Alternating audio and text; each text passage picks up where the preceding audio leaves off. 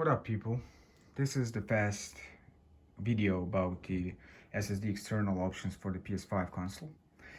I recently got this drive, is SSD Adata XPG SX8200 Pro, 1 TB, and it's very fast. It's NVMe. It has read up to 3.5 gigabit per second, write up to 3 gigabit per second. Of course, in the PCI Express NVMe interface when you start it into native M.2 NVMe slot on the motherboard of your PC. But of course, in this setup is not going to be not even close to that speed. But that really wasn't the point of this video, and of course it really wasn't the point of my purchase of this SSD, because I knew from the very beginning that it's not going to be able to utilize its full potential. But I thought, why not use the the maximum bandwidth that the Sony advertised for PS5 USB 3.1 and Gen 2 ports. So it's for this USB Type-C and two USB Type-A 3.1 Gen 2 ports on the console. So to be able to use this NVMe drive, I got this LC Power USB 3.1 Gen 2 to NVMe port, or it's not a port, it's an enclosure or adapter, right? And it's even advertised for the speeds up to 10 gigabits per second. So it would be amazing if if this thing could use this speed, but of course it's not going to happen, and here's why. When I was transferring games from the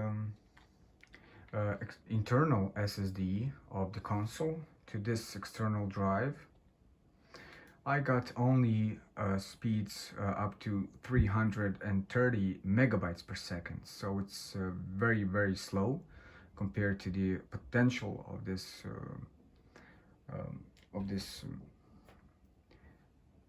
advertised speed of the USB controller and the ports on the console. And it gets even worse when you copy or transfer games from your external drive to your console. I only got around 130 megabytes per second, even though it's much faster than the any hard disk drive option for the external drive. Still, it's pretty much disappointing because of the money that I paid for this setup. I could have got much more gigabytes of storage if I just bought a slower SSD as the external SSD. Maybe I could have gotten just a SATA based or M.2 SATA based, and not the NVMe based SSD. But who knew that this is going to happen? And I have also seen similar reports on the YouTube from the PS5 users that they are about getting the same transfer speed for the from the console and onto the console. So they get around 300 megabytes per second from the internal to the external drive, and back from the external to the internal they get around 140 megabytes per second. So I made this video just to warn people that they don't make the same mistake.